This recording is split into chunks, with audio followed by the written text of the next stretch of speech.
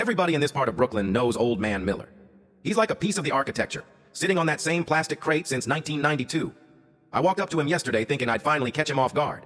I had this brand new high-tech gizmo, one of those fancy translation pens. I told him, "Miller, this thing can speak 50 languages. It's smarter than the whole block combined." He didn't even look up from his paper. He just took a slow, long drag of his coffee and let out a sigh that sounded like gravel in a blender. He looked at the pen, then he looked at me, and he said, "Son, that little stick might know how to say hello in 50 ways, but does it know when to shut up in any of them?" I just stood there, frozen, like a total amateur. He leaned in close, and I could smell the peppermint and cheap cigars. He whispered, "True wisdom ain't about how much you can say. It's about knowing exactly what not to say when the heat is on." Then he reached into his pocket, pulled out a crumpled $5 bill, and handed it to me. He said, "Here, go buy a real pen and write that down. You're gonna need it." I didn't even want the money, but you don't say no to Miller. You just take the win and the roast, and you keep on walking.